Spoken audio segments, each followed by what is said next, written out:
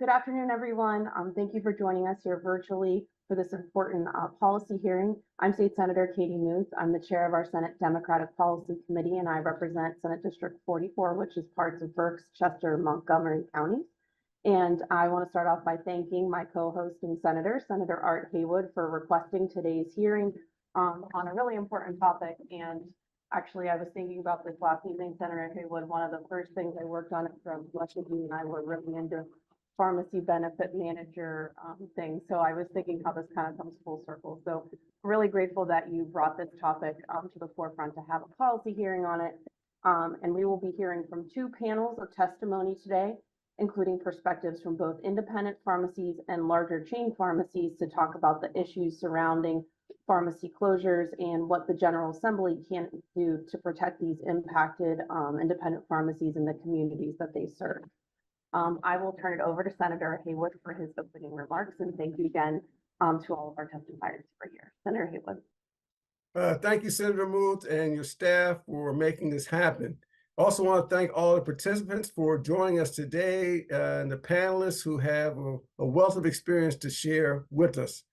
I am the Democratic chair of the Health and Human Services Committee, and it's come to my attention, not just in that role, but just as a member of this Pennsylvania community, that we have unfortunately had a high level of pharmacy closures across Pennsylvania.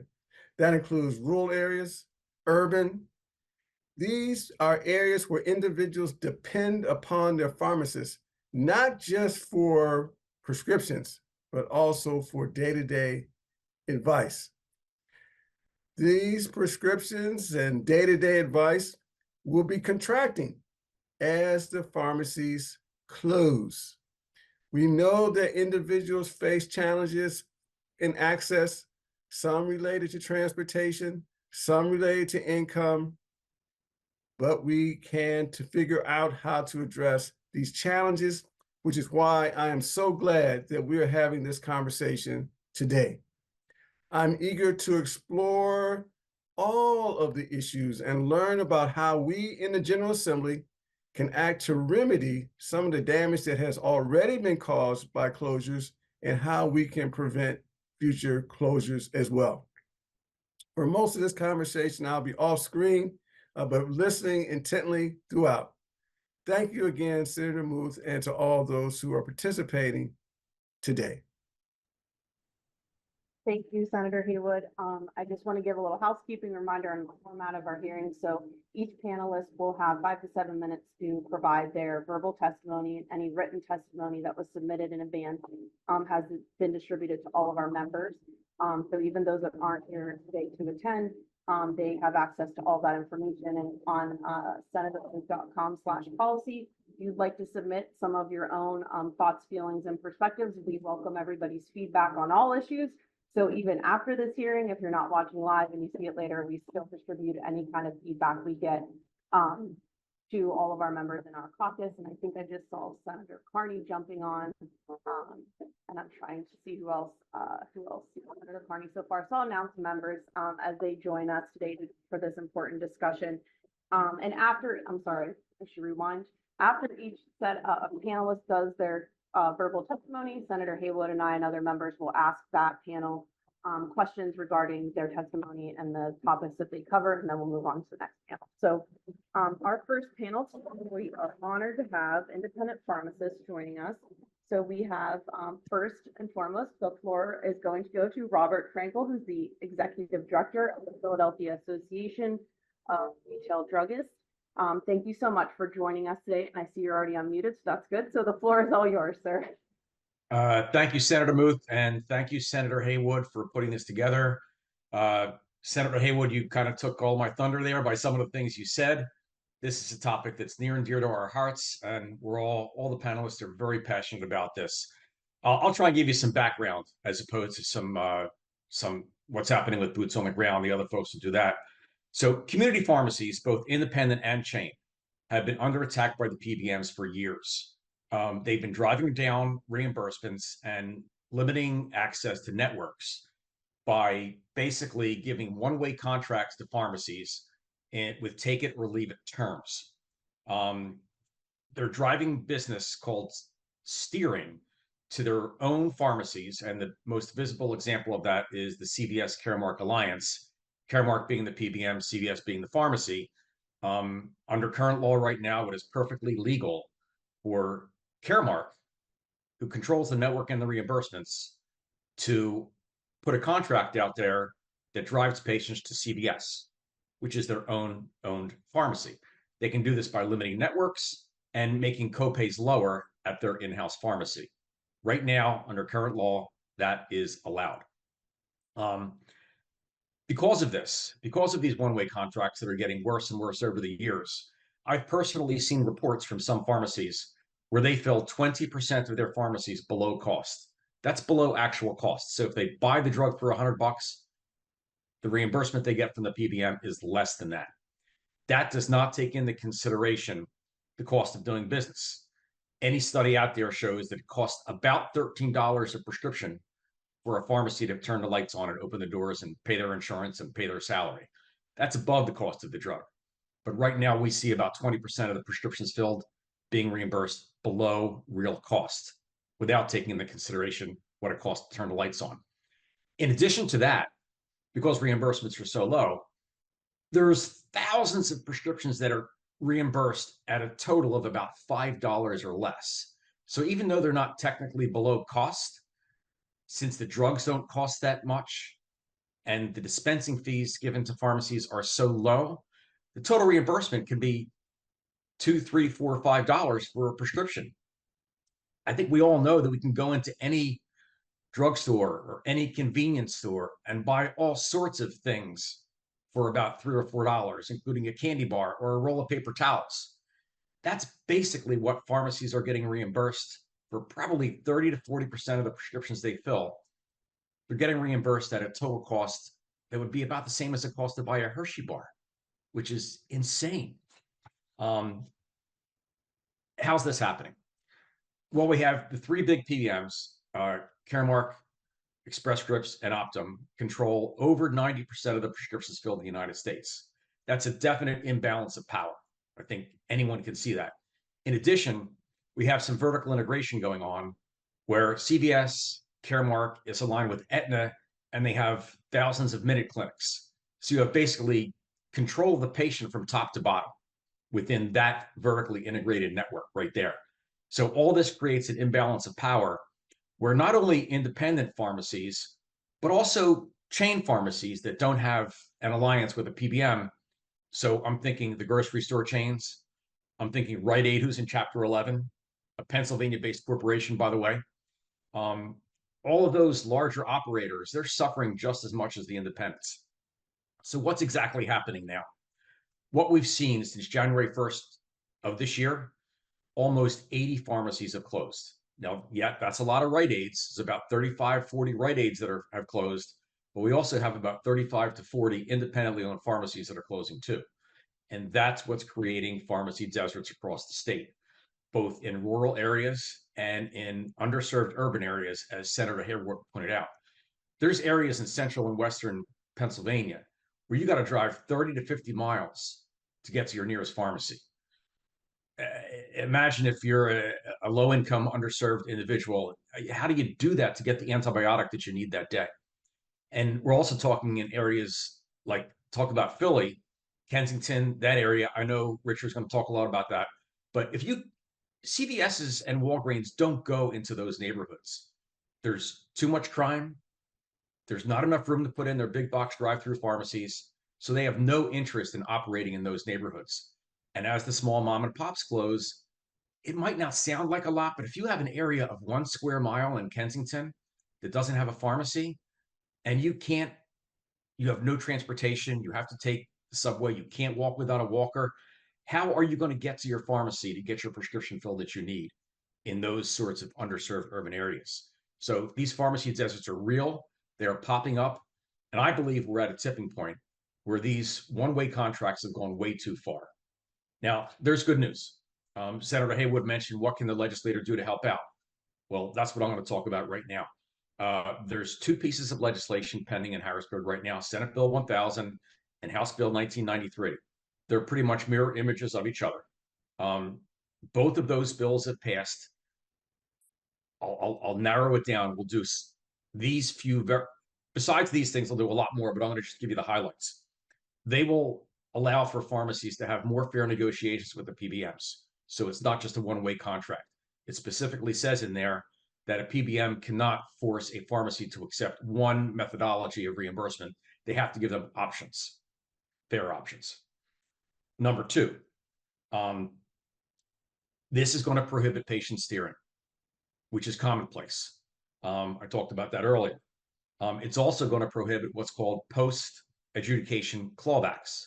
So another devious method that the PBMs have is after a prescription is processed, sometimes months afterwards, they'll go ahead and rework the data, and through complicated sets of calculations, they'll claw back monies from the pharmacy to say that, oh, we paid you too much, we're going to claw back some, or we're going to charge you an adjudication fee that we didn't show you online. That will be prohibited. In addition, the PBMs will be required to be transparent about the way they negotiate rebates with pharma. And the PBMs are going to say, you're taking away our ability to negotiate the lowest price because they use rebates to get the lowest price. But that is not true. We're simply asking them to be transparent about the process. Show us where the money goes. You go to Merck and require one of their drugs to be on formulary, and the PBM requires a rebate driven back to the PBM. Well, what do you do with that money? Are you keeping it all? Or are you sharing it with the Commonwealth? Just exactly how much is the rebate and what you're doing with it. So this law will require them to be transparent about that process, not eliminate it, but be transparent. These are both bipartisan efforts. The governor has already said in his budget address that we need to pass robust PBM reform. So it's out there, it's on the table. Our big ask, my big ask to this committee is to get that legislation across the finish line so we can stop pharmacies from closing and prevent pharmacy deserts and causing problems with access to care. Thank you. Thank you, Robert. I think one of the things when I have learned about corporate monopolies, I think it's important to make sure we identify PBMs as one of those major monopolies that most of us don't really know. It's very intricate on what you just described on how they are able to assure their profits, regardless of how people have access, if they have access to the prescriptions they need. So I think it's, again, one of those things that ties into like cable companies and internet and things that have just been bought out. The smaller providers and our independent pharmacies are certainly an example of trying to hang on by a thread here. So agree that both of those, the Senate Bill 1000 and House Bill 1993, are very, very important. And I want to mention before I introduce our next guest, which is from Western Pennsylvania, that we have a Western Pennsylvania senator joining us. We have Senator Lindsey Williams just hopped on right as you began your testimony, Robert. So I just wanted to announce that she's joining us as well today. And then next for this panel, we have Richard Ost, who is from Somerset Pharmacy, managing partner. Thank you so much for joining us today, and the floor is all yours. Thank you, and thank you for organizing this hearing to everybody. My name is Richard Ost from Somerset Pharmacy in Philadelphia. It's estimated by the National Community Pharmacy Association that over 20 community pharmacies will close by the end of 2024 because many patients are struggling to get their medication, creating a phenomenon called pharmacy deserts. Pharmacy deserts defined in various ways depending on the location of an area. In a rural area, a pharmacy desert is defined as a 5-mile radius between a person and their nearest pharmacy. However, when it comes to urban areas, some say that the distance can be a mile between a person and the closest pharmacy. However, within those numbers lurks another story about a disturbing shift affecting low-income Black, Brown, and Latino neighborhoods in the Commonwealth. Limited access to reliable transportation in unsafe neighborhoods make it difficult for many people to travel more than a half a mile to the local pharmacy. Now add the patient's age into the equation, and it just becomes worse. In the first quarter of 2024, 32 independent and 45 chain stores have closed, accelerating the growth of pharmacy deserts in Pennsylvania. In addition to those numbers, just a couple of days ago, Rite Aid announced it is closing another 23 pharmacies in Pennsylvania. So how did the problem start and how do we fix it? As Rob said, the reimbursement a pharmacy receives for filling a prescription has drastically decreased over the last 10 years, excuse me. To a point that a pharmacy can make more money selling a candy bar than selling a prescription. For example, the reimbursement from a Pennsylvania managed care organization and many commercial benefit prescription managers for a prescription for 30 metformin 500, a life-saving diabetes drug, is approximately $4. The reimbursement for 30 tablets of amlodipine, 5 milligrams, for a life-saving blood pressure drug is approximately $3. When looking at more expensive brand drugs, in many cases, the pharmacy is reimbursed below the cost of acquisition for that drug. Therefore, many local community pharmacies and chain pharmacies no longer wish to carry expensive brand name medication to avoid selling prescriptions at a loss. In 2019, CMS and the Pennsylvania Department of Human Services, based on a cost of dispensing study, set the reimbursement for prescriptions for the fee-for-service Medicaid program in Pennsylvania at the national average drug acquisition cost plus $10 dispensing fee. If $10 is the dispensing fee, set by the federal and state government in 2019, then how is it equitable that a PBM can pay less than $3 or $4 for one of those life-saving drugs above?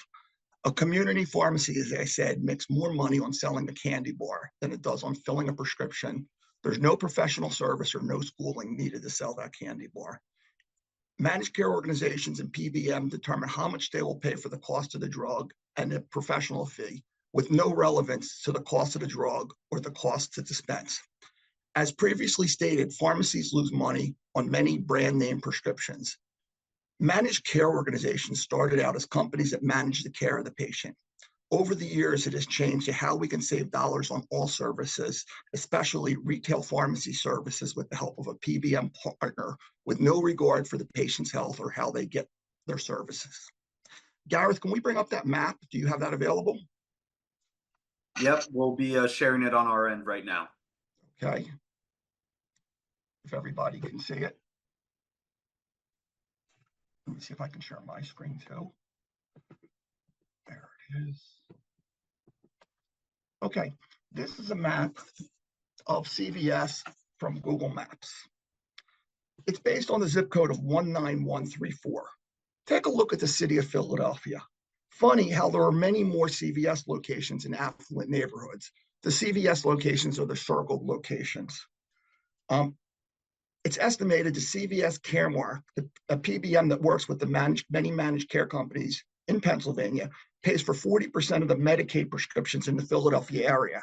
However, they do not have CVS locations in these low-income areas. Who fills the prescriptions for people in North Philly, Nicetown, Germantown, East Oak Lane, East Germantown, even North Philly West? If a person leaves Temple University Hospital and they don't have adequate transportation, how are they getting to one of these stores? When you look at a map for Walgreens, you'll see a very similar thing. Get back to my screen, stop sharing. I'm sorry, I'm not really good at this. Okay, when you get back to a map of Walgreens, you'll see very similar things. The prominent pharmacy chain serving the low-income area in Philadelphia is Rite Aid, which is in bankruptcy and closing more and more stores each day. This leaves only small community pharmacies to serve the most vulnerable population, where the reimbursement may be determined by one of their competitors who thinks that the reimbursement is so low that they don't want to have pharmacies in their neighborhood.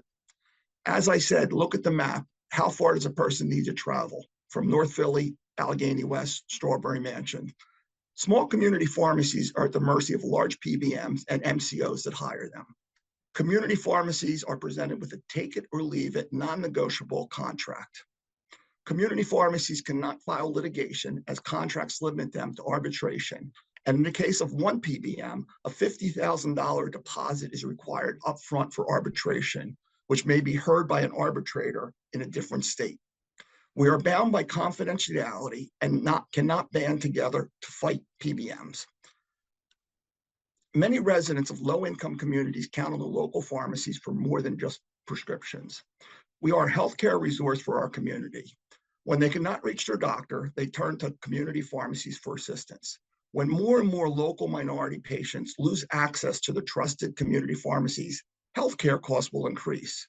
Patients will become less compliant to the medication therapy as they lose contact with the local community pharmacy, a trusted healthcare provider, and this will end up leading to more emergency room visits as their chronic conditions remain untreated. Pharmacy deserts will raise the total cost of healthcare to the state government via medication not compliance for chronic conditions. Let's face it, mail order pharmacy just doesn't work in low-income neighborhoods. In a meeting with a local insurer, they based their reimbursement on the lowest Medicaid rate in a market. If a managed Medicare organization pays a fee of $1, why shouldn't an insurance company, a commercial insurance company, pay that fee? The bottom line, we're at a crisis point. I want to emphasize that again. We're at a crisis point. Pharmacies are closing at a record pace. Legislation is needed to protect our most vulnerable communities from becoming pharmacy deserts. National studies show the cost to dispense a prescription in the United States for a fee-for-service Medicaid is actually higher than the state of Pennsylvania at $12.45. It's my suggestion that we move forward with the legislation, the good legislation that is already on the table, and we find a way to make sure pharmacists get paid at the minimum the cost they're paying for a cost for the drug from their wholesaler, along with an adequate dispensing fee.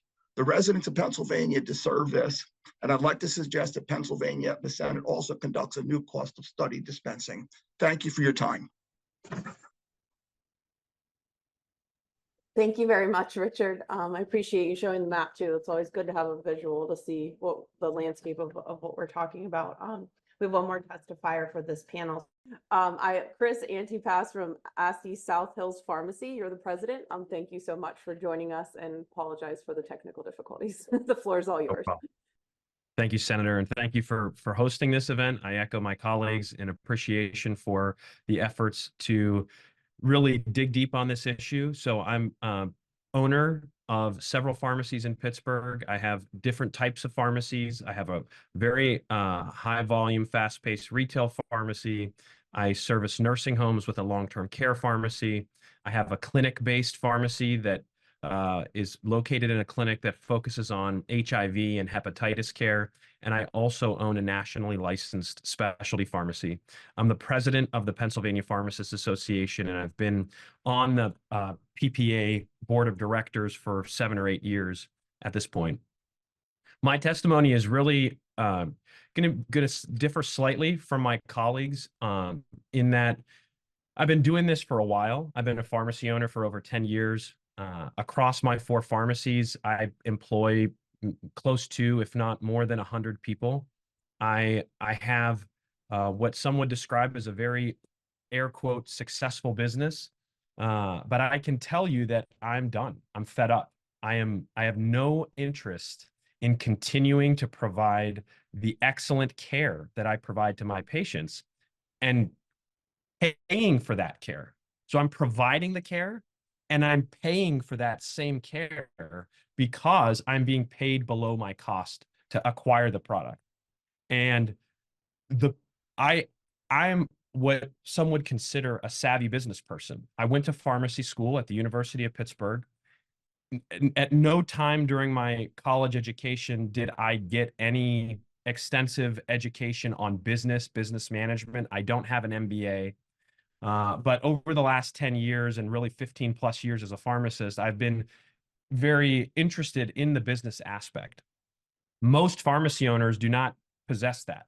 Most pharmacy owners are like your local physician that you go and see, the doctor. They're good at providing care to patients, but they may not have this great interest in running a business. And I think that we have seen the effects of this reality where the healthcare business side of the business side of healthcare has basically choked providers out of business. That's what's happening before our very eyes. And as a savvy business person, I can look at my reports. I can look at my business financials and say, this big chunk of my business, which involves serving the underserved, that business just doesn't make sense to me. This other side of my business where I am able to make a margin, which pharmacy compounding, for example, it's profitable. Why? Because it doesn't go through a PBM.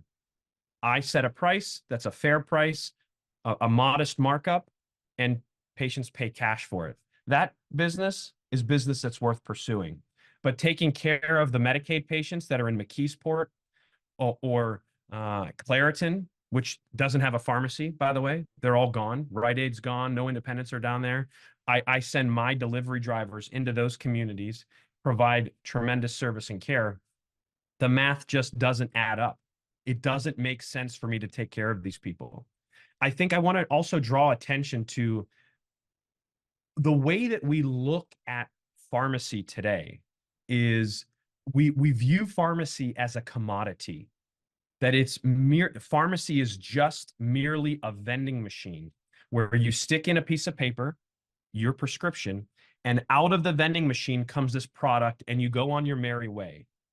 We put no merit or attention to anything related to the interaction surrounding that product. However, if any of you on this meeting or in this call, this hearing, if any of you have personally dealt with a health issue for yourself or for a loved one, you can appreciate how complex, how confusing, how scary it can be to be dealing with a chronic condition or a life-threatening condition. Think of your experience with your physician, your prescriber. How much time do you spend with them? How available are they to answer your questions or address all of your personal and specific issues? They're just not available. They're on the clock. They've got to see you. They've got maybe 15 minutes and they've got to move on to the next patient. Why? Because the business of healthcare requires that they do that. However, if I'm your pharmacist, you have access to my cell phone.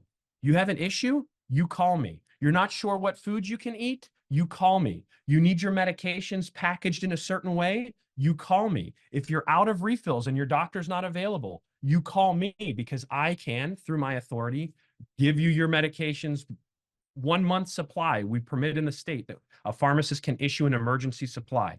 Well, I'm there for you. You're going on vacation, I'm there for you. You lost your pills down the sink, I'm there for you. It is not just a vending machine experience. And I'm here to tell you all that what we're seeing in closures and selling is absolutely going to continue. And either our legislature takes action or you don't. This isn't the first time we've been talking about it. I can appreciate that if I take an unbiased third-party view and I look at these business owners that are complaining and saying, we're not making enough money. It's like, well, there's always two sides of the coin, right? They're telling us their side, but there's always another story.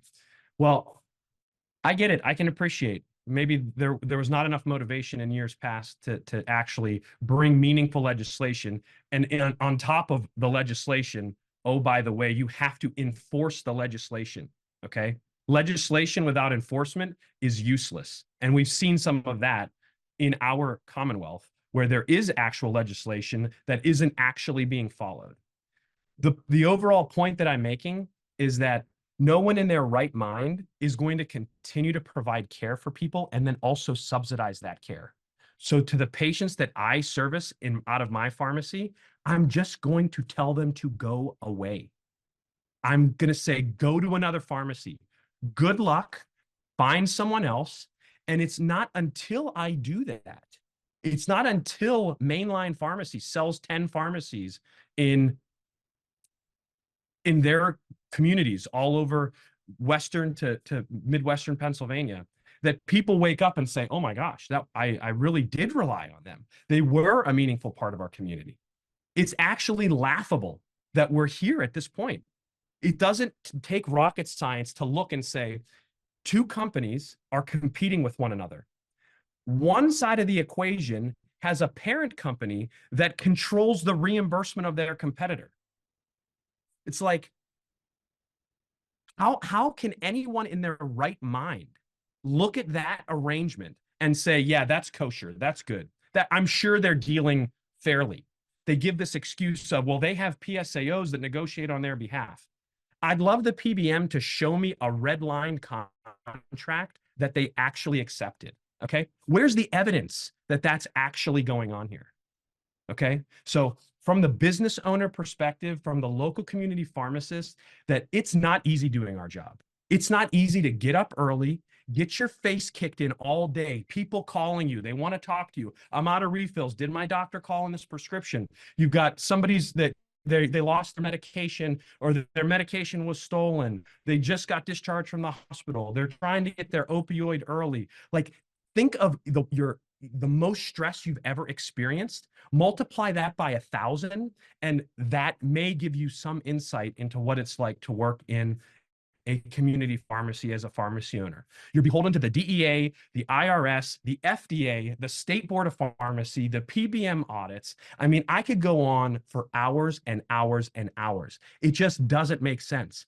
I'm going to get out and go and sell candy bars because it's a whole heck of a lot easier and more logical as a business to get out of healthcare and do something else.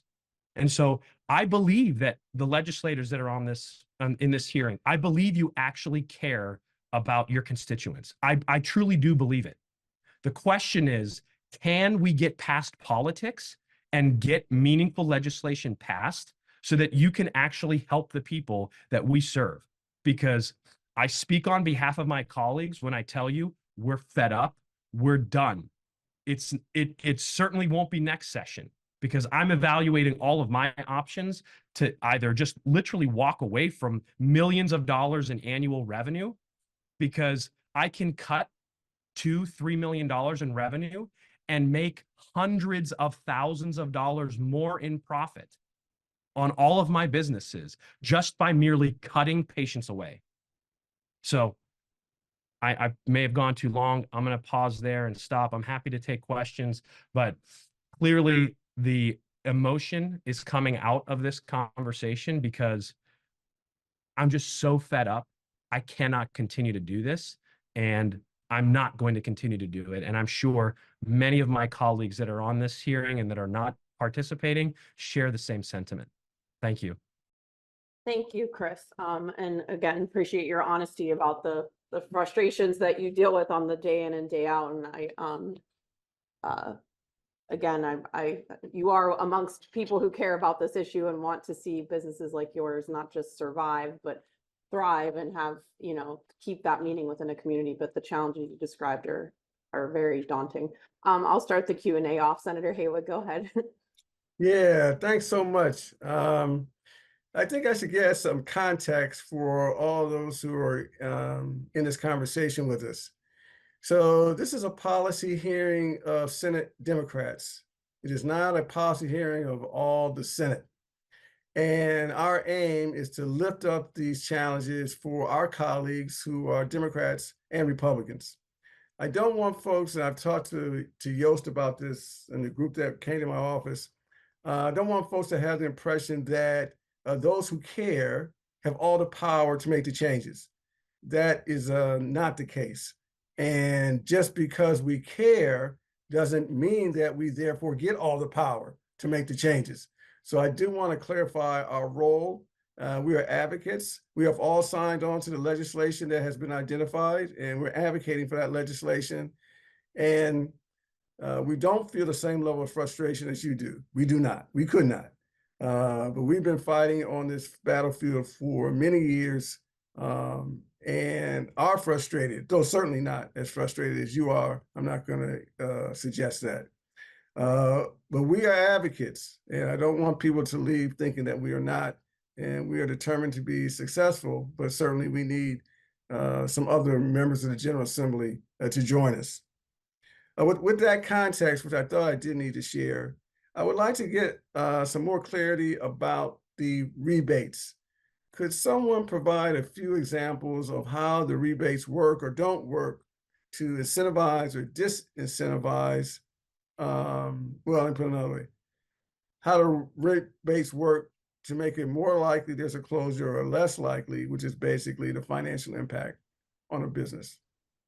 Thanks, Senator Haywood. I'm happy to address that.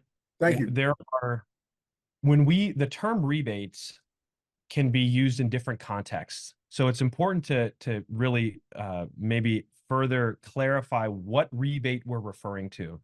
In the pharmacy industry, rebates are generally understood as, when we talk about a rebate is a price concession issued by a drug manufacturer that goes back to a plan sponsor post-payment.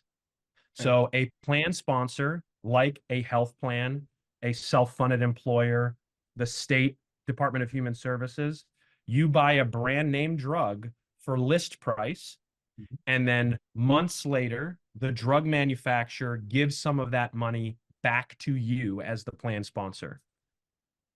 That transaction is facilitated by pharmacy benefit managers. And pharmacy benefit managers take a piece of that rebate from the plan sponsor. So if a drug is $1,000 with a $300 rebate, the $300 goes to the PBM. The PBM keeps a portion. It could be $10, it could be $150, and they pass the remainder back to the plan sponsor. This practice is used by drug manufacturers to jockey for position on formularies. I happen to sit on the Department of Human Services P&T committee, and so when we evaluate for PA Medicaid what drugs are going to be covered, we view the net cost as the post-rebate cost to the department. And it is a reality of how formularies or the drugs covered by a plan, it's a reality of that process. The feds gave safe harbor to this. Is basically a kickback. So they created safe harbor for this kickback so that it helped drug manufacturers keep their actual price secret, because you can have a list price that you publish, but nobody knows what you actually pay, and it has this behind closed doors competition component. The reason that this is more of a separate issue surrounding PBMs, their compensation, and the U.S. Congress has looked at this in the sense of the rising drug costs and how there are conflicts of interest where a PBM actually likes really expensive drugs because that's a bigger pie and you get a bigger slice from a bigger pie. The impact on community pharmacies and pharmacy deserts, there is a correlation in the sense that in a pharmacy's economics, brand drugs are the biggest problem. So when we talk about being reimbursed 27 cents for a month's supply of medicine for a patient, that's on a generic drug. And that's unbelievable that you could be paid less than a pack of gum for a prescription and all of the value that goes along with that. That's one issue. On brand name drugs, those are the drugs that most negatively impact our economics, because you can buy you've seen the commercials for Ozempic and these other GLP-1 drugs that are all the rave nationally for their weight loss effects. Well, we can lose $150 on those drugs when we dispense them. And in the case where the rebate, there are some scenarios where a brand drug has gone generic, but health plans continue to cover the brand drug because the rebate may actually drop the brand cost below the generic market. There's not real clarity. Nobody actually knows if that's truly what's going on because of the pocketing of some of those dollars. But when we do see a more brand drugs covered on a formulary, that further harms a community pharmacy who were generally upside down on most brand drugs we dispense. And so it can be complicated. There are other types of rebates, but generally that is where rebates fall into play, the most commonly discussed rebates. Yeah, I got it. Could I ask a couple more questions? Of course, it's your hearing. Thanks so Go much. for it. So we have the legislation that has been discussed mostly deals with, as I see it, distribution of power. I say distribution of power because it creates transparency where there wasn't transparency, so it's harder to hide from that perspective. So I'm wondering a couple things.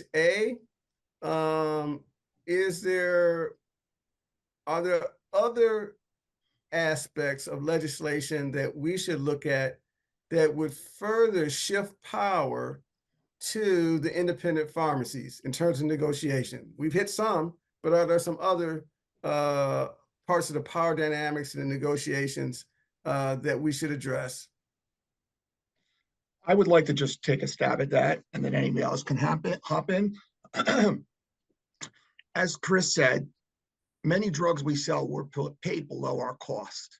And we're forced by the contracts, that one-way contracts, that some of them we don't even have to sign. They just send us a fax and say we're in the contract, that we must accept it. One pharmacy I know out in the suburbs started to refuse to fill brand name prescriptions because they were losing money. They got a cease and desist order from a PBM stating that if you tell one more of your patients that you're losing money on our prescriptions and you won't fill them, we will remove you from the whole network. What my suggestion is that we create some kind of legislation that we add in. The legislation we have is a great start. It's a great start. How do we add in there that pharmacies will not lose money on the cost of the product? You know, we have, and years ago when we used to sell cigarettes, I've been in this business for almost 45 years. There was a cigarette minimum. There was a milk minimum. There's all these minimums. And they were there to protect people, protect vendors, protect a lot of people. It's time to protect the pharmacists. We need some type of legislation that says a pharmacist can't get paid less than their cost. And there are national standards for cost, national NADAC, the national average. I'm forgetting the acronym, if someone wants to help. But NADAC is one of the national drug standards for cost, along with a professional dispensing fee. What has happened over the years is the cost of the drug and the dispensing fee all got lobbed into one, so that they're saying you're making money on the drug, we're only going to give you a 10-cent dispensing fee. Well, if I'm not making money on the drug, a 10-cent dispensing fee is not going to work. So that's what I would suggest added. Rob? Yeah, if I may chime in there. The programs that the state controls have done this. They recognize what pharmacies buy at, and they recognize what it costs a pharmacy to dispense a prescription. So Pennsylvania Fee-for-Service Medicaid has recognized this. And since that's a program that the Commonwealth controls, legislation has been passed to pay pharmacies what's called NADAC, which stands for National Average Drug Acquisition Cost, basically what a pharmacy pays for the drug, plus $10. The PACE program, when PACE is the only processor or payer in that claim, pays NADAC plus $10.49. So the state has already done this within the programs they have the ability to control legally. It gets a little complicated in the MCO arena because the Commonwealth contracts with the MCO, and then the MCO contracts downstream with the PBM. So the Commonwealth doesn't have a direct access to the PBM in the MCO model. But if we could somehow get around that and somehow layer this into the commercial world as well, and mandate that in Pennsylvania, like other neighboring states have, that pharmacies are paid real cost plus a dispensing fee that reflects the real cost of dispensing a prescription. If we could do that in all of Medicaid claims, in the PACE program, and in commercial prescriptions filled in Pennsylvania, we would not be having these pharmacy deserts. I promise you that. Let me follow up now.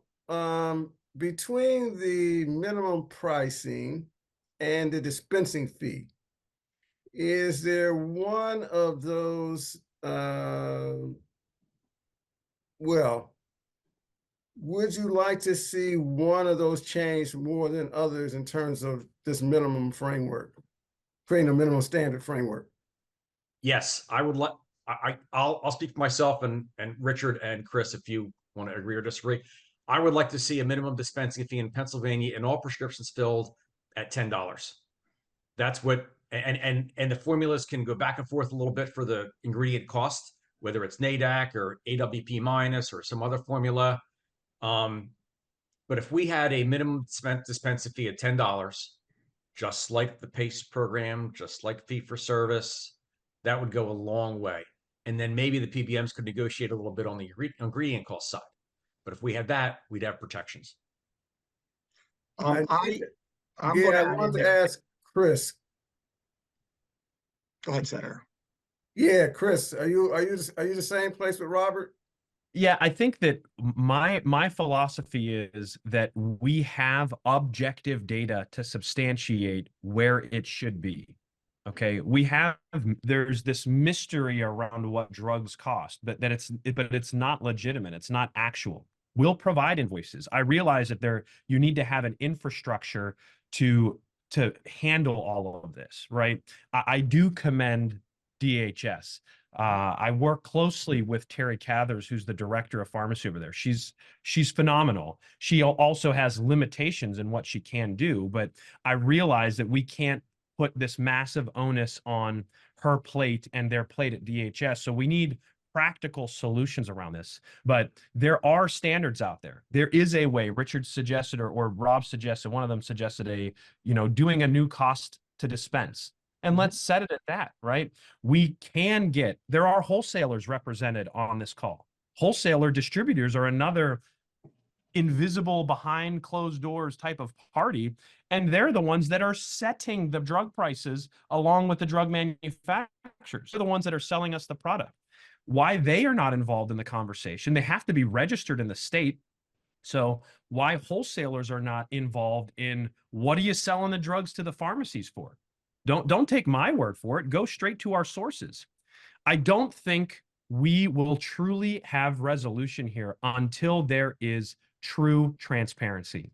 We understand that Pennsylvania operates in a risk-based model where you put the onus on the managed care organizations to operate in a capitated environment where they have so many dollars to provide care for the patients, and that's what they get. Unfortunately, when you attach capitation to drug costs, it's not a real logical and fair approach. Somebody's going to lose in that equation. And right now, it's the pharmacies. We have missed the opportunity to create incentives around quality of care. And I want to emphasize that if you, Senator Haywood, were my patient, there are two ways for me to manage your prescriptions. One is I put the onus on you. When you're out of refills, you call me. When you need something, you call me.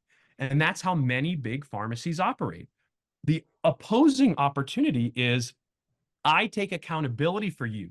I know when I gave you your prescriptions last, and when you're coming due, I call you and say, hey, Senator, I see you're coming due for your blood pressure medications. Can I get those ready for you?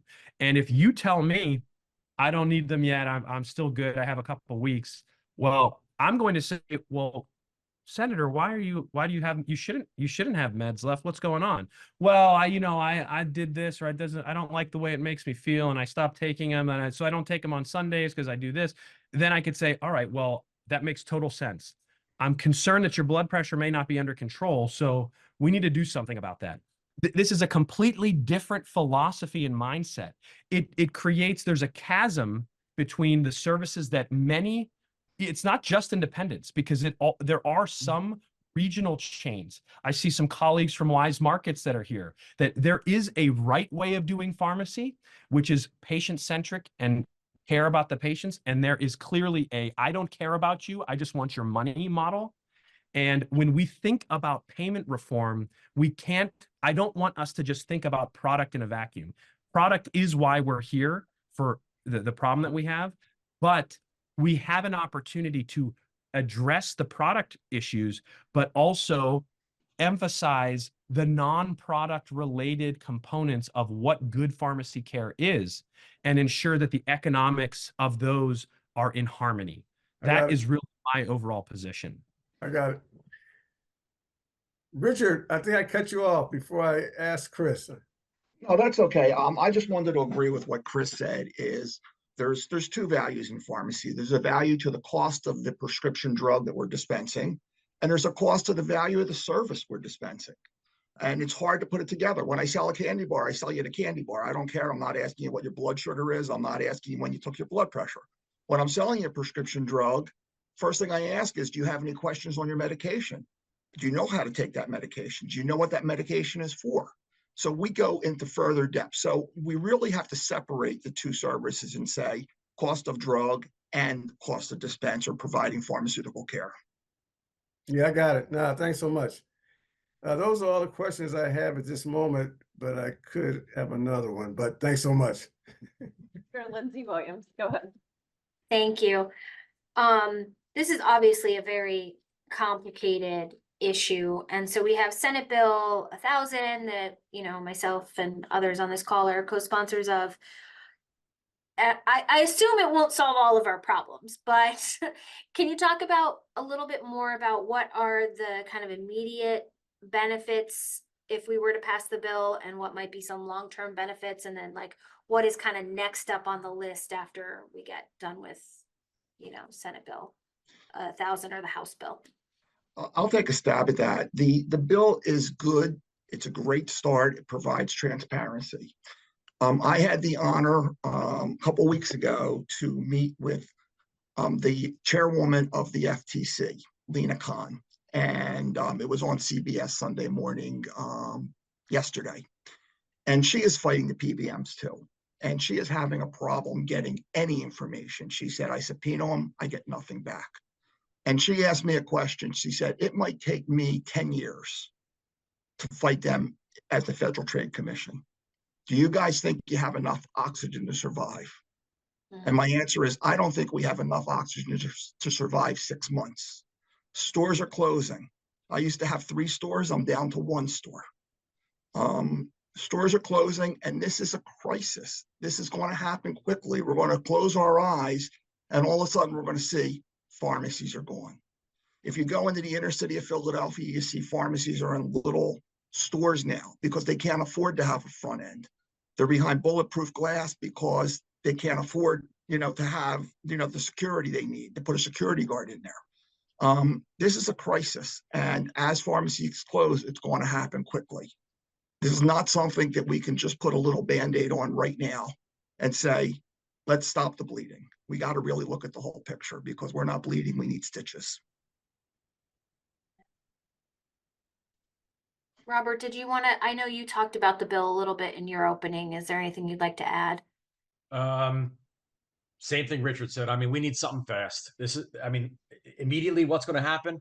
Well, this is going to help negotiations with contracts be a little more fair, but that doesn't mean the contracts that are in exist now are going to change right away. It'll go towards the next year. So it's going to take a little time and all. So it's basically looking at contracts as they expire going forward, but you can't change a contract that's in play right now. But I mean, the faster this happens, the better, because if we've had 70, 80 pharmacies close this year, do the math, multiply that by 4. If that many close per quarter, that's over 200. That's a lot. And we're going to be in trouble next year if this continues. So, I mean, it's going to be real patient access. It's going to be, you know, real issues coming up. I mean, you listening to Chris talk about what he said with his very successful high volume pharmacies. If someone like that, you know, is ready to throw the towel in and give up on the losers and just keep the winners, that's a big problem down there in the Southwest.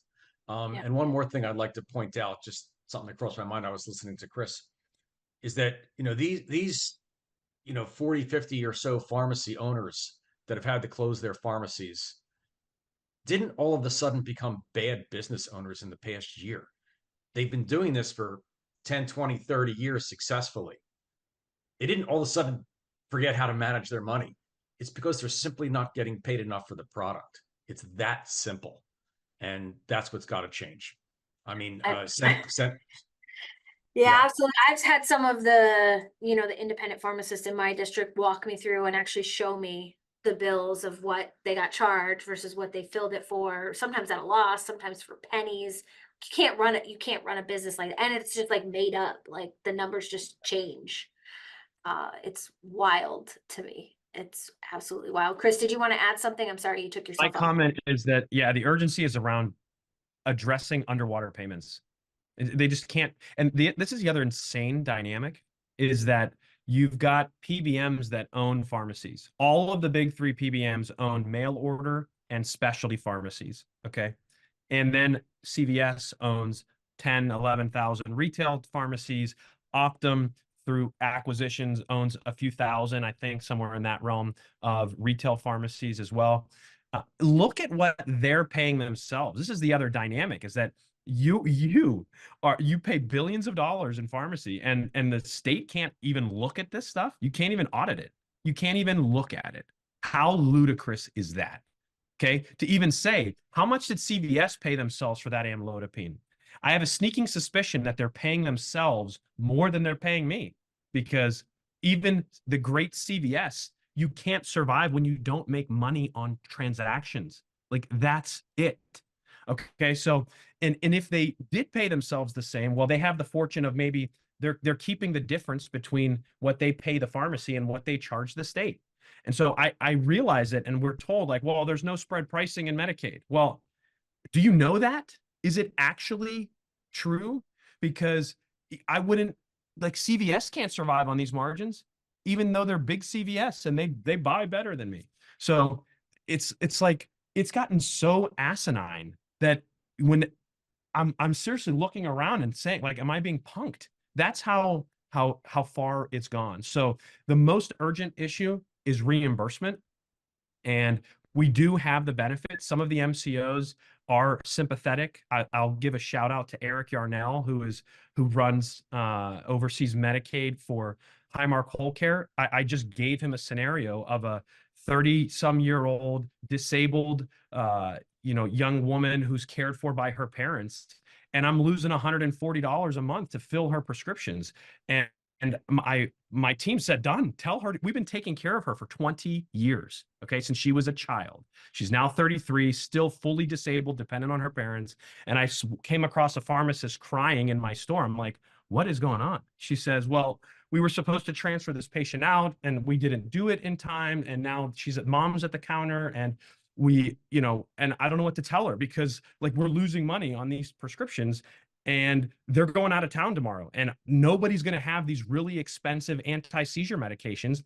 And she even called CVS, because Highmark Whole Care uses CVS. The CVS pharmacist said, oh no, we don't have that in stock. And I just checked around. I don't even think we would order those drugs, because they're rare, expensive seizure meds. And so what I told my pharmacist, I said, it's okay, fill them again this one time and we'll figure it out for next time.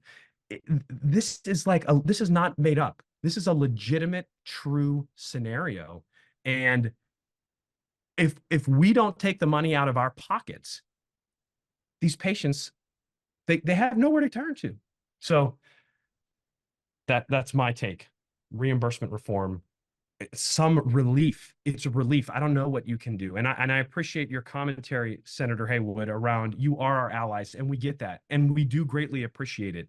Unfortunately, if you're unable to move the needle, you have the preview. You've seen the movie trailer for the story that's going to unfold.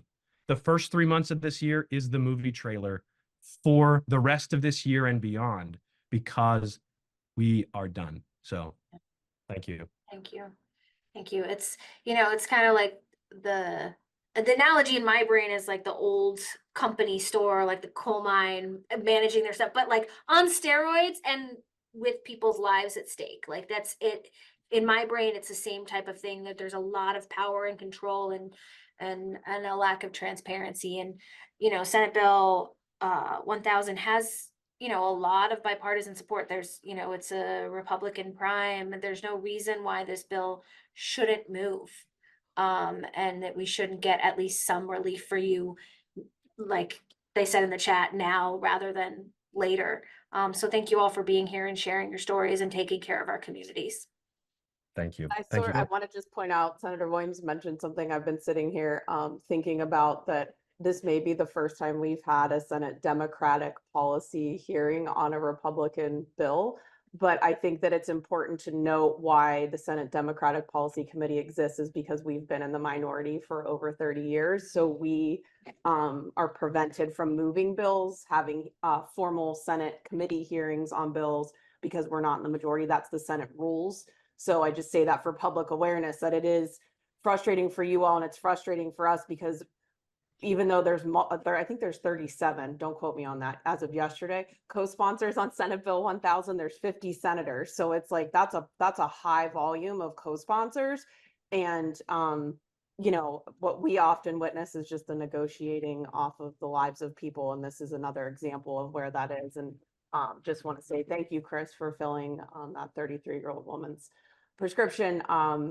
CVS still texts me every month if I want my amlodipine refilled, even though I don't go to them anymore. So when you said that, I sort of chuckled to myself that, yeah, so I definitely think having that independent pharmacy one-on-one, and there's a human interaction there that is Yeah. very critical to healthcare in general. And the pharmacist is obviously a part of the healthcare chain of humans that you interact with, and is really important. So certainly want to research other things that we can do and different legislation for you all, maybe what other states do, and trying to get you made whole in a realistic way so that we don't lose you in our community. So that's on, I have a Post-it.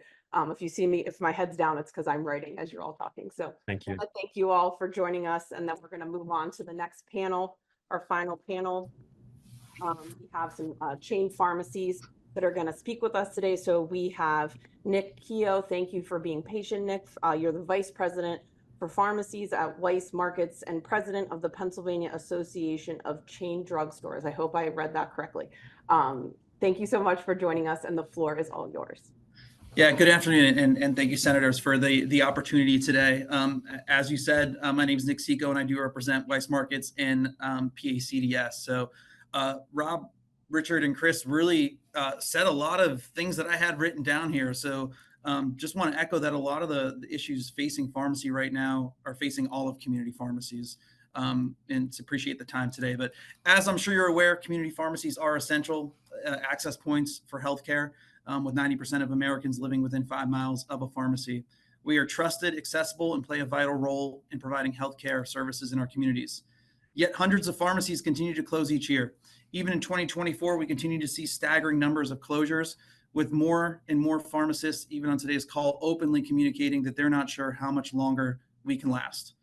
The current issues are real, and like I said, they impact all of community pharmacy, and will in turn negatively impact Pennsylvanians who count on pharmacy as part of their healthcare team. In a recent poll in Pennsylvania, 88% of residents say it is very easy or somewhat easy to access healthcare from pharmacies, making us one of the most accessible healthcare destinations polled.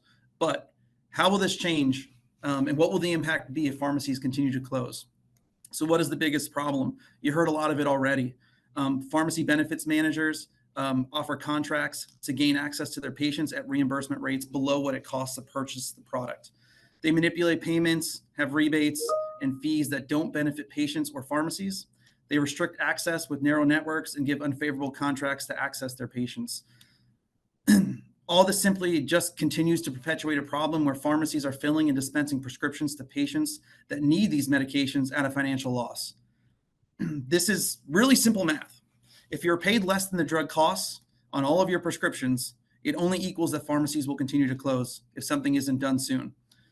This will continue to eliminate avenues for residents in the Commonwealth to access their health care, resulting in worse overall health outcomes. The PBM market in 2003 was valued at over $491 billion, and 3 of the major PBMs account for 80% of all prescriptions processed.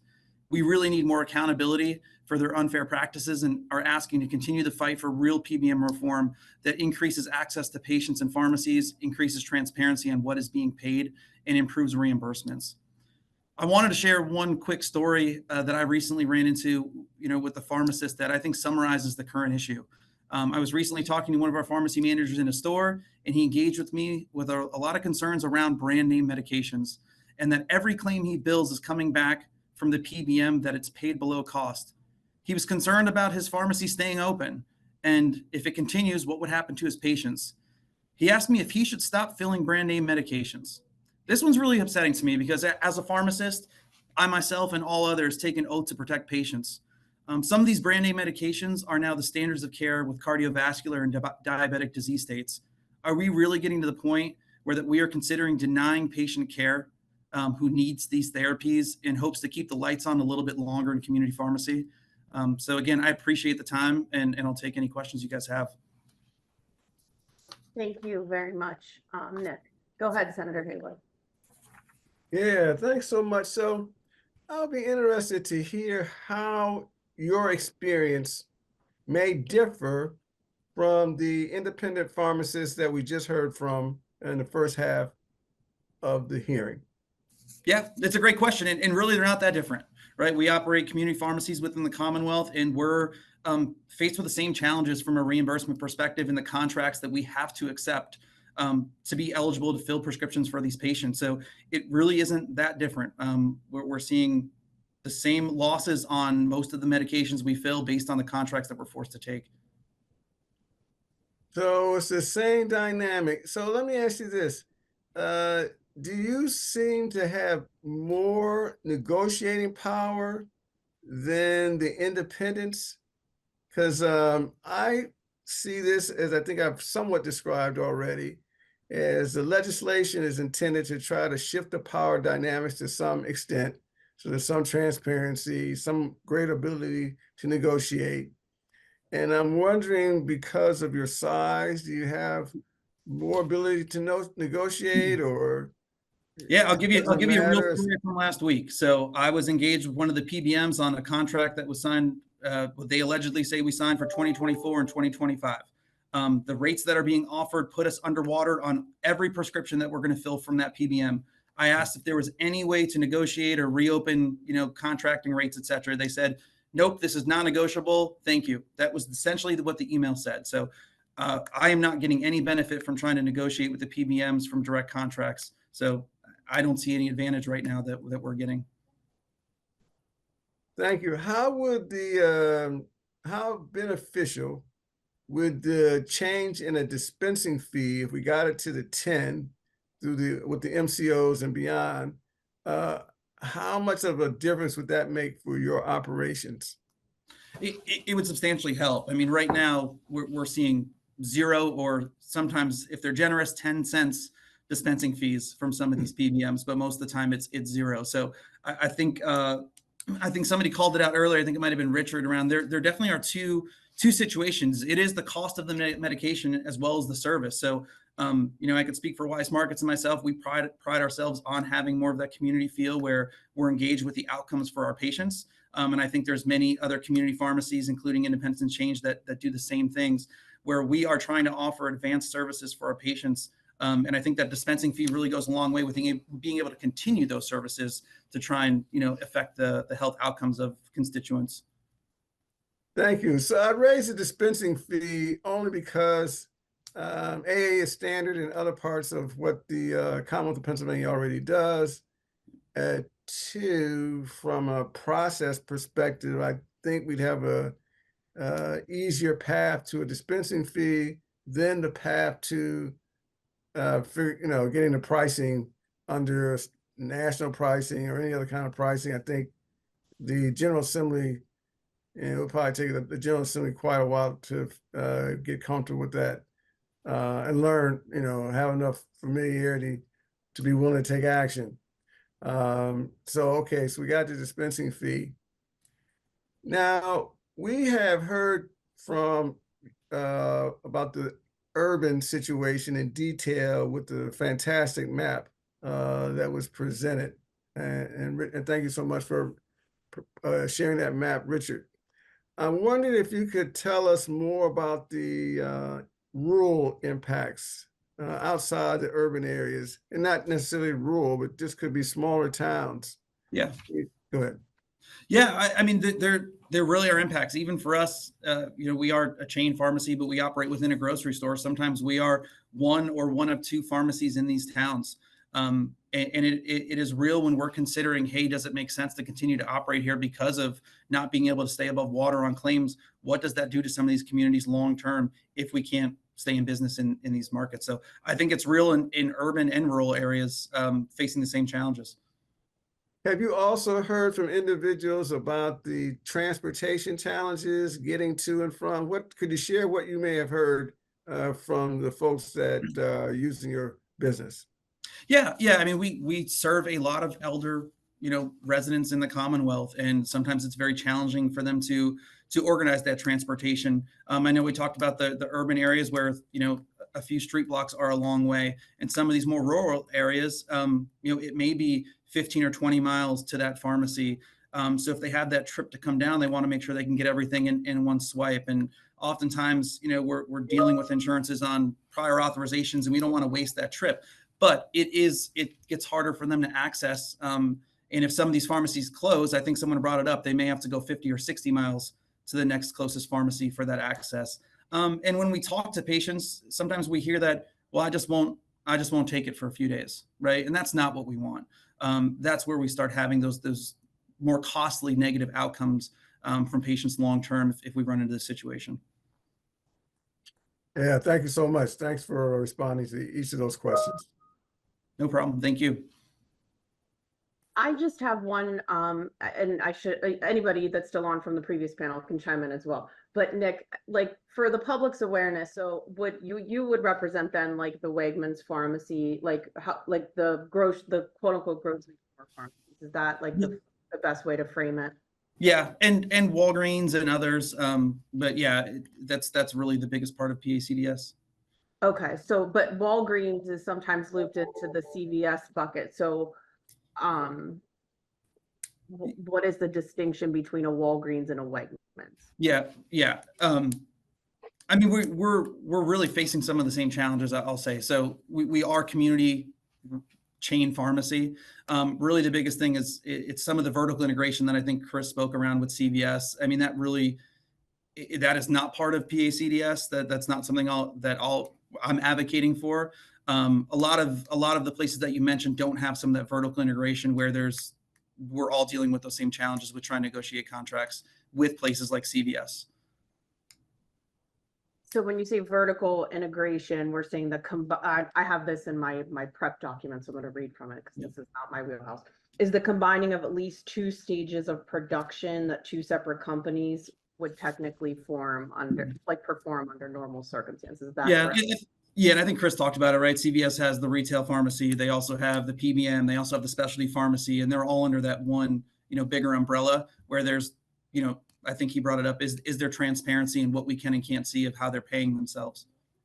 And this obviously creates this like anti-competitive market amongst providers. So what, from a consumer protection standpoint, someone who is not doesn't know all the things in the weeds that we are discussing here today, because it is very intricate, and I think it's by design so that the common public isn't aware of what a PBM is or how they end up price fixing, I would call it, right, for their own profit. My understanding of it is the 3 PBMs are like the powerhouses, and even when a contract from a large employer, let's say, is switched to one of the other of the 3 PBMs, they're all kind of working behind the scenes to make sure they all 3 get a minimum profit of X percentage in revenue, because they're the 3 big dogs. Like, they're essentially, you could combine them into one, but they are all 3. They control the market essentially because of their power and their partnerships, not just with employers, but what we really haven't talked about is insurance companies. So can you just maybe delve a little bit into that? Yeah, I don't know if there's anyone else that spoke earlier that wants to shed light on that too. I mean, I think that's something we don't know, right? There's not a lot of transparency there. Like I shared, 80% of prescriptions are being filled through those 3 major PBMs. So what are they doing? And I think that's where a lot of these bills are coming forth of, hey, we want more transparency. We want to know what's going on, because it seems like something isn't adding up with the processes in the background that we don't have exposure to. I can share what was discussed with the Federal Trade Commission in our meeting. And we'll just use the CVS example. CVS owns an insurer, Aetna, a pharmacy, CVS, and a prescription benefit manager, Caremark, CVS. Aetna is limited in how much money it can make after it pays its claims. If not, I believe they have to pay 80% of their income in medical benefits. If not, they have to return that to the insurers. So they're limited in what they can make. CVS pharmacy can say, well, we're not going to make a lot of money if we accept the same thing we're giving everybody else. We could shift that profit to the PBM. So that would assume that if you looked at CVS's corporate report, their PBM is their most profitable entity. And if you look at their CVS's annual report, that's exactly right. The most profitable part of CVS by far is their PBM. And that's where they're able to hide money, and that's where the Federal Trade Commission is having problems trying to get all the data. Because they're under, I'm gonna give, this is like my layman's terms, Richard, of like this is like me talking in a pension board meeting. They're all under the same umbrella, right? Correct. And they're technically separate entities, you know. With and- firewalls. With alleged firewalls, but because of that lack of transparency requirement, we don't really know how the money is shifted between the three entities. And as you just mentioned, what we can see is that the PBM is most profitable. Yes, Go exactly. ahead, go ahead, Robert. Yeah, one more thing I want to address regarding Senate Bill 1000. It does delegate power to the Department of Insurance to have authority over the PBMs. Right now, there is no agency in Pennsylvania that has direct authority to audit or penalize or sanction a PBM. They're simply operating outside the wheels of justice right now in Pennsylvania. And within the Medicaid department, Pennsylvania is not even contracted with them. They're contracting with the MCOs, like Health Partners and, you know, UPMC. They don't even contract with the PBM, but this bill will give authority and power to the insurance department to have direct oversight to the PBMs.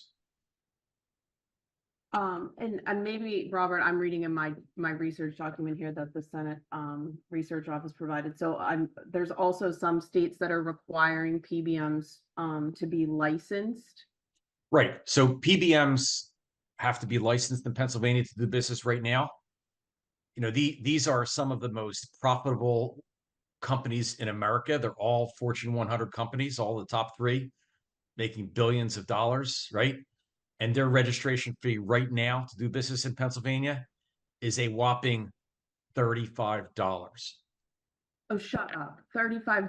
$35. So Senate Bill 1000 Never be surprised. What?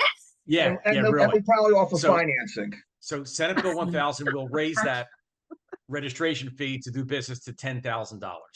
I personally think it should be $100,000. If you're making how much, what is CVS's annual revenue? Like, I don't even who- know. In the billions, knows? it's gonna be whatever. Who billion knows? dollars. It's- Yeah. Who knows? Many. They're incredibly profitable. All that information is public. The Yeah, CEOs yeah. all make between $30 and $50 million a year. You can look it up, but yeah.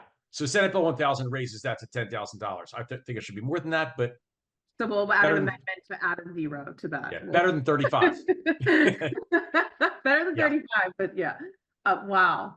I Yeah. think again, what I really want people, if like they're overwhelmed by all the formularies and all these like terms that intersect and kind of all build off one another and play the game, is that like at the end of the day, all of this means is that consumers have, because of this trifecta monopoly, right, of these three major powerhouse PBMs, consumers are at such great risk.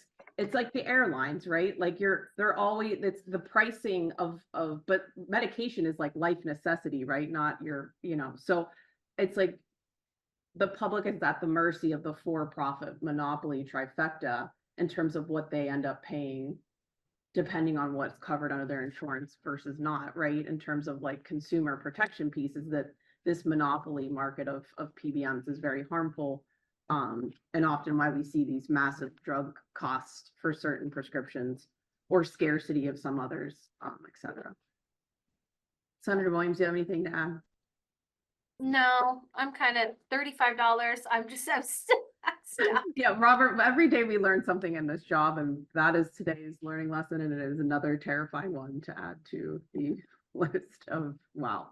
No, that's very helpful for us to know and to be aware of.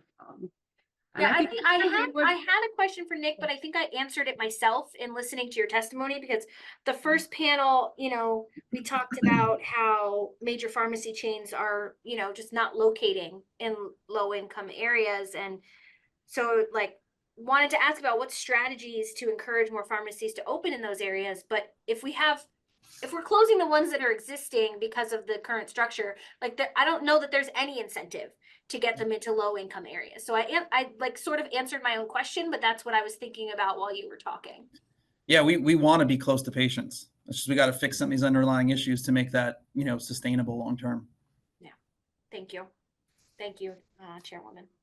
Sure. And Senator Haywood, I'm recalling a moment where you and I, long ago, 2019, well, I think we did make an inquiry to a state agency about, we were trying to be ambitious like New Jersey, negotiated their PVM contracts in a reverse auction. And I think, didn't we get a cease and desist letter? So we got, we were not met with, a lot of welcoming. So hopefully that has changed over time in terms of, allowing for some more transparency, at least in this, some of these, managed care organizations. That's all I have. Senator Haywood, do you have anything else? No, I've got a few closing statements, but no Go for it. no questions. No, go ahead. Floor is yours. Thanks Thank so you very much. much to our testifiers. We really appreciate it. And we'll reach out with follow-up questions and feedback if we have other legislation that we come up with as well. So go ahead, Senator Haywood. Yeah, thank you, Senator Muth, and thank you for your staff and for all the panelists and those who spent some time listening in. This has been extremely helpful and really got into a few questions beyond what I've discussed with pharmacists previously. So again, I thank you. We do have significant bipartisan support. Senator Muth shared, we're up to 37 co-sponsors for the legislation that we're all seeking to get passed. And I 100% agree with her. That's a significant number and hopefully enough to get it beyond, to get us to the finish line. I'm also very thankful to have had the conversation about the reimbursement challenge as well as the dispensary fee challenge, and look to see how we can address that after we get this current bills passed. This is a very challenging situation for our neighbors who are in a position where they may or may not get prescriptions filled and therefore will or will not have a prevention to the health conditions that they have. And if we don't prevent the conditions, then obviously we know that long-term individuals are going to get sicker, end up in the emergency room, and could be worse. So again, thank you all for spending this time with us. We heard the frustration, we heard the urgency, and thank you so much. Thank you, Senator Haywood. And again, thank you for requesting this important topic of discussion here and how we can hopefully drive at least these bills forward, either out of the House or Senate, either way. And want to thank all of our participants and testifiers today for your insight, your perspective, allowing us to pick your brain. It's always very helpful for us to have an open dialogue. So appreciate your time commitment for prepping for this and as well as participating. And thank you to Senator Lindsey Williams and Senator Carney for participating and all the other staff that may have jumped on. And I want to thank the Senate Comm staff. This is a virtual hearing. Either they're staffing our hearings virtually or hybrid where we're in person and we have virtual, and they either format, we have a lot of hustle and heart. So I want to say thank you to them because IT technical stuff can be overwhelming and they do great in both formats. And want to thank my staff and as well as Senator Haywood for working together to put together today's testimony in a lineup of great testifiers. And also I look forward to hopefully getting this through the finish line, as well as researching the other areas of need that maybe we can help incentivize and support our independent pharmacies, and not just currently existing, but as Senator Haywood mentioned, making sure that they are accessible to everyone and how we promote that. And anyone else, as I said earlier, if you'd like to submit your perspective or your feedback, we take comments on all subjects. We do policy hearings on at senatormuth.com/policy. You can submit it there. The recording of this hearing will be available as well for those who couldn't participate live, so you can share the link out. And thank you again for everyone joining us today, and everyone have a great rest of your afternoon. Thank you.